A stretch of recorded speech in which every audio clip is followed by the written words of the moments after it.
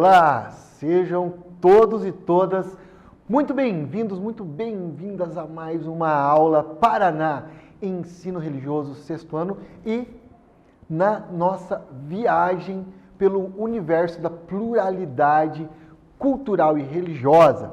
Hoje nós vamos conversar sobre os lugares sagrados, mas não aqueles construídos pela humanidade. Não vamos falar das igrejas, mesquitas, sinagogas e templos. Vamos falar dos lugares sagrados naturais. Conhecer alguns lugares sagrados naturais que não foram construídos pelas mãos humanas e compreender a simbologia contida nesses lugares sagrados naturais e as suas principais características são os objetivos da aula de hoje. E você? Conhece algum lugar sagrado natural? Porque mesmo as tradições religiosas monoteístas, como o judaísmo, o cristianismo, o islamismo, também possuem lugares sagrados naturais, onde aconteceu algum fato importante da tradição, por exemplo, o Monte das Oliveiras ou o Monte Sinai para o judaísmo, para o cristianismo, o deserto, a própria Terra Santa, uma parte ali da Palestina e de Israel, o próprio local, o território é considerado sagrado.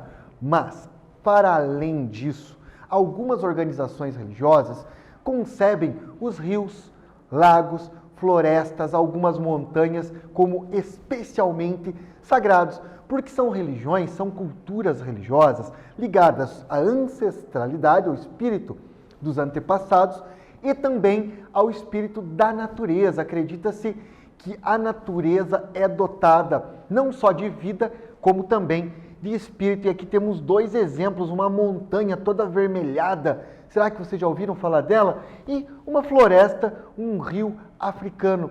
Mas será que todo rio é sagrado?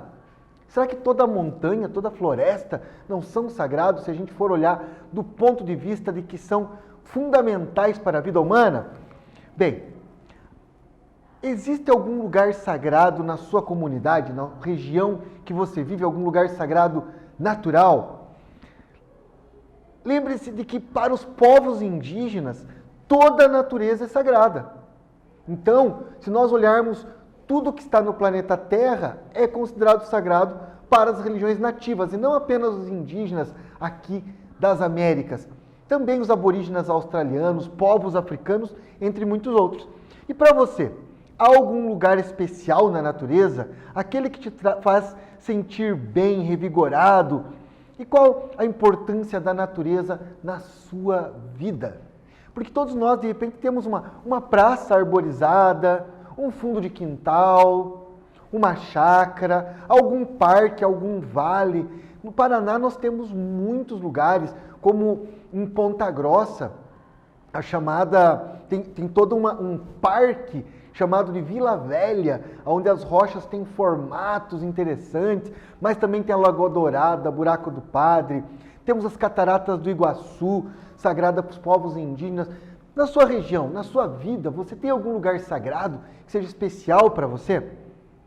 Quando eu falo sagrado aqui, pode extrapolar a fronteira da religião. Aquilo que é importante para você, afinal de contas, sagrado, dentro dos pesquisadores que conceituam o que é o sagrado, eles dizem aquilo que tem mais importância, um lugar que tem mais importância que outro. Bem, então vamos conhecer alguns lugares sagrados no mundo, alguns lugares sagrados naturais.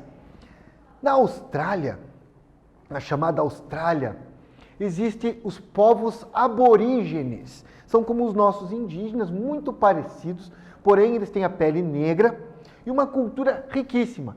E para eles existe uma montanha sagrada que inclusive tem todo um mistério de magnetismo que envolve ela, mas é a montanha Uluru.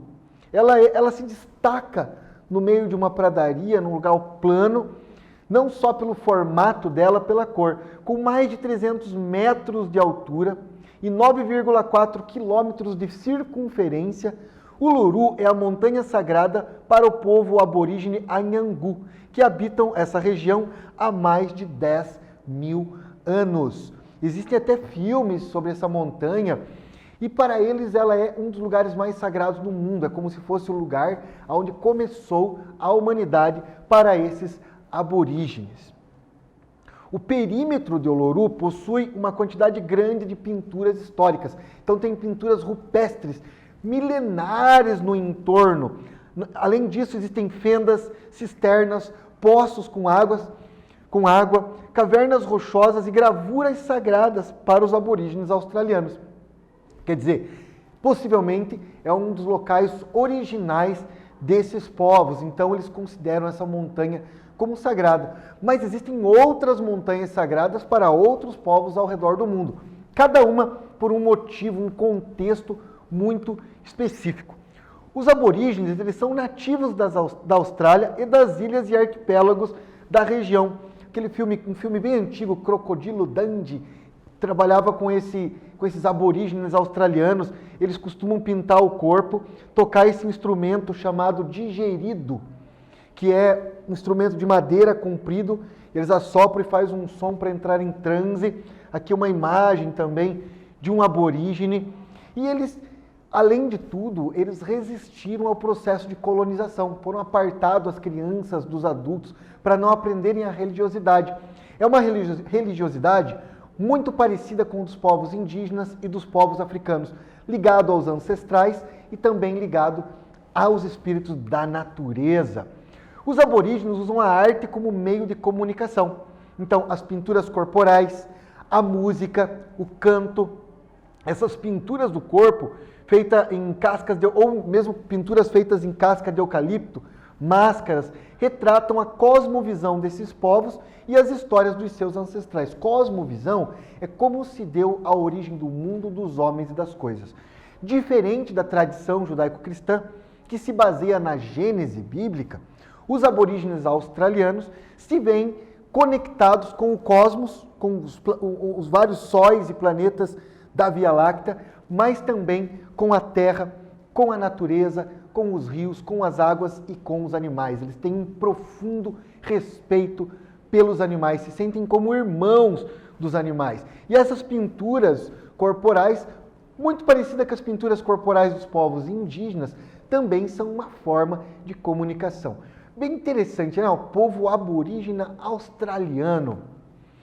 Um instrumento musical, então, é chamado idaki ou digeridu, que é usado nesses rituais. Se você pesquisar no YouTube, só escrever digeridu, você vai ver muitos aborígenes tocando.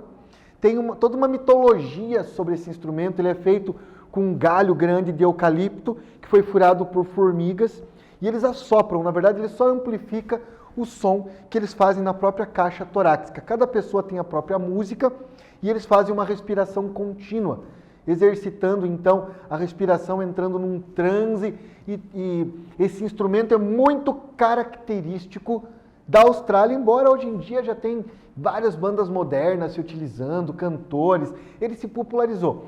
Mas a origem do digeridu também é dos povos aborígenes australianos. Agora, nós vamos fazer aquele break, aquela paradinha, para vocês exercitarem o raciocínio, argumentarem, exercitarem a escrita, resolver problema e criar conceitos. Bom, você conhece algum lugar sagrado natural? A pergunta inicial da nossa aula. Escreva pelo menos um parágrafo ou mais falando desse lugar, um lugar sagrado natural que você ouviu falar, que você conhece. Descreva suas características, nome, localização, detalhes estéticos, etc. Certeza que na sua região, na sua cidade, deve ter algum lugar, não sei, uma gruta, uma fonte de água, uma cachoeira, uma montanha, um rio, uma floresta, ainda mais com toda a tradição indígena que nós temos no nosso estado. Então, escreva pelo menos um parágrafo falando desse lugar sagrado natural. E já nós voltamos com mais Aula Paraná.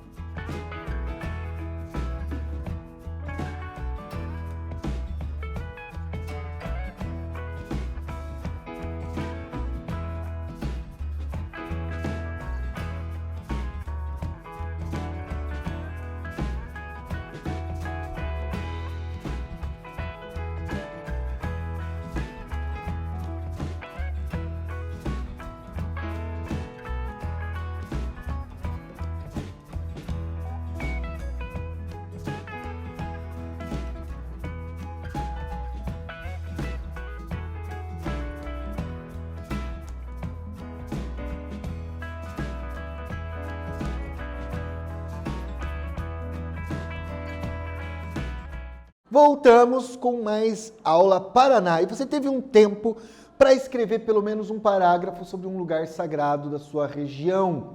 O Paraná tem muitos lugares, muitos rios, florestas. Eu tenho certeza que você não teve dificuldade em lembrar de algum. Bem, aqui como dica, Foz do Iguaçu tem as 7 quedas do Iguaçu, as cataratas de Iguaçu, que são sagrados para os povos indígenas, mas tem muitos outros. Também lembrei do Cânion do Guartelá, região de Castro, lugar sagrado também para os povos indígenas e para outras tradições, além da Vila Velha em Ponta Grossa, no norte do Paraná também tem rios, montanhas, lagos e florestas, mas lembrando que para os povos indígenas toda a natureza, toda a vida no planeta Terra é considerada sagrada porque é a primeira mãe, Pachamama, na linguagem dos peruanos, dos incas. Bom, agora vamos falar de outro povo que, além dos aborígenes australianos e além dos indígenas brasileiros, tem um contato muito grande com a natureza e grande parte dos seus lugares sagrados são lugares sagrados naturais, que são os povos africanos. E quando a gente pensa na lugar sagrado africano, existe uma floresta sagrada, porque tem muito. Imagina que a África é muito vasta. Então, o rio Ganges, que é o rio Nilo, o Ganges é lá na Índia, o rio Nilo, que é o rio sagrado no Egito, para o Egito, né? O Nilo é um rio sagrado para o povo egito, e o Egito está na África, mas a África é um continente vasto, então tem muitos lugares. Mas a floresta sagrada Oxum-Oxobô, ela é uma floresta muito sagrada para o povo Yorubá. Em Yorubá eles falam Oxum-Oxobô. E é uma floresta na margem do rio Oxum, próximo à cidade de Oxobô, no estado de Oxum, Nigéria. É legal aqui falar que quando a gente olha para o candomblé, Umbanda, das religiões de matriz africana, aqui no Brasil, como os negros escravizados foram juntados nas senzalas, acabou se criando um culto aos orixás. Tem uns 17 orixás, mais ou menos de 12 a 17 cultuados no Brasil. Mas lá na África, cada região tem um orixá diferente, ligado a um elemento da natureza, a uma energia, a uma força, a um valor vital. Olha só, Oxum também é um orixá. E aí, aqui, então, a gente conhece a origem dele, que tem o rio Oxum, na cidade de Oxobô, na Nigéria. Então, cada região tem um orixá, ou mais de um, mas sempre ligado a algum elemento da natureza que ele é representado. Então, ele também tem símbolos, músicas, alimentos, todos ligados a esse contexto. E aqui no caso, então trouxemos para vocês essa floresta sagrada Oxum-Oxobô. A cultura iorubá, porque grande parte dos negros que vieram para o Brasil são iorubá, mas nem todos. Então também tem GG, Nagô, Bantô, mas claro, grande parte eram iorubá. E é uma cultura do sudeste da Nigéria, do Benin, antiga república Daomé, no Togo. A religiosidade do povo iorubá, inclusive, influenciou muito o surgimento do candomblé no Brasil. Aqui para a gente pensar, mapa da África, então é uma região bem litorânea aqui, perto da Nigéria, onde essa rica cultura iorubá. Muitas palavras do candomblé e na língua brasileira que foram incorporadas pela tradição de matriz africana são da tradição iorubá. Na floresta sagrada Oxum-Oxobô existe um templo construído em função da sacralidade da floresta. Oxum é o orixá ligado aos rios de água doce e cachoeiras, assim como tem a Iemanjá, famosíssima no Brasil, que seria a rainha ou a princesa, enfim, a orixá do mar, ela é da água salgada. Aqui no caso, Oxum é ligado às águas, os rios, água doce e cachoeiras. Então lá também tem um templo, mas o templo é em homenagem à floresta sagrada. Então aqui a origem de um dos orixás do candomblé, um rio sagrado, uma floresta sagrada, onde tem cachoeira, água doce, e aqui surgiu toda essa tradição.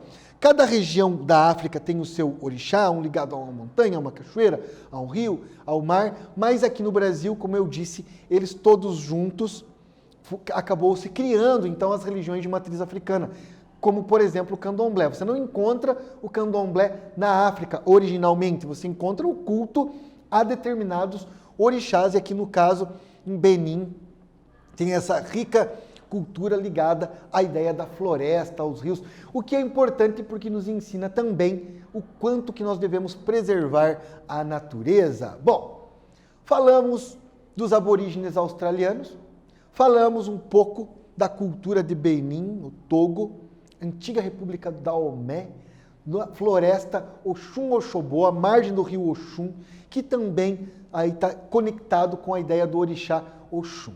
Agora nós vamos fazer mais uma atividade. Olha só, nossos povos nativos cultuam muitos lugares sagrados naturais.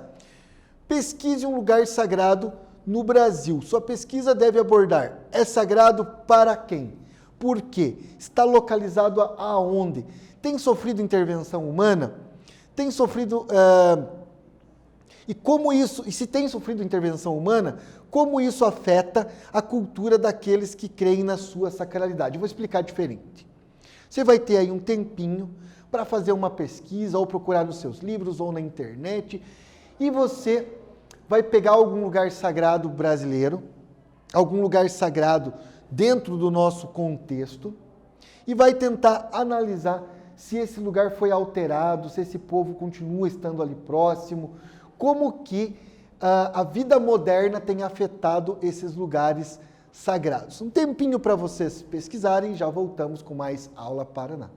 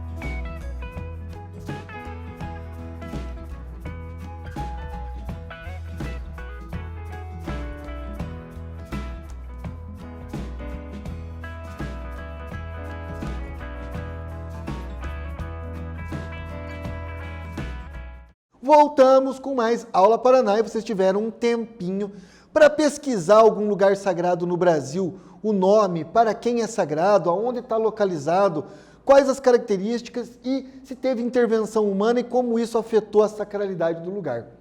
Bem, aí como é pesquisa, ficou um tempo livre para vocês, mas eu posso falar aqui de um lugar que eu conheço, que eu sei que sofreu intervenção humana e alterou não só o habitat e o meio ambiente, como também a sacralidade do local, porque os indígenas que ali cultuavam não podem mais estar naquela região. E eu falo de Foz do Iguaçu, das famosas cataratas do Iguaçu. Lá em Foz do Iguaçu, haviam as chamadas 7 quedas do Iguaçu. Era um vale, como um grande vale, com 7 cachoeiras, muito importantes. Havia toda uma mitologia dos povos Caigangue e Guarani, envolvendo essas cachoeiras, mas por conta da necessidade de produzirmos energia elétrica, foi inundado as 7 quedas do Iguaçu para fazer a usina de Itaipu. Então, não só os povos ribeirinhos, como os povos indígenas que habitavam aquela região, tiveram que ser tirados dali, tanto do Paraguai como do Brasil e Argentina também, tiveram que ir para outros locais, abandonaram os seus locais sagrados e toda aquela região das 7 quedas que era sagrado para esses povos indígenas foram inundadas. Então, quer dizer, a necessidade de energia da vida moderna alterou a sacralidade daquele local. Outros locais, como por exemplo, quando a gente pensa o Cânion do Guartelá, ele precisou ser fechado, criando um parque, mas para proteção do próprio cânion, para não depredarem, para não destruírem, porque lá também tem pinturas rupestres, tem formações rochosas, formações calcárias, inclusive no Cânion do Guartelá tem uma ponte de calcário por cima de uma cachoeirinha, de uma queda d'água. E para não haver destruição, foi criado um parque ambiental para proteção desse local. Bem, então, nesta aula, nós conhecemos alguns lugares sagrados naturais, como a montanha Uluru, na Austrália, e o rio Oxum-Oxobô, na África. Aprendemos também a importância de se preservar o meio ambiente e a natureza, como forma de preservar a própria vida na Terra. O que seríamos de nós sem a natureza? Inclusive, nós temos que nos ver como parte da natureza, não a natureza como algo fora, apartado. Bem, esta aula foi mais uma provocação. Fica aí o convite para vocês pesquisarem um pouco mais sobre os diversos lugares sagrados naturais e as culturas religiosas que estão ligadas a eles. Afinal de contas, ensino religioso, conhecer para respeitar. Espero que vocês tenham gostado desta aula e não se esqueçam, seja menos preconceito, seja mais amor no peito. Não precisa ser perfeito, mas se não puder ser amor, seja pelo menos respeito. Até a próxima aula.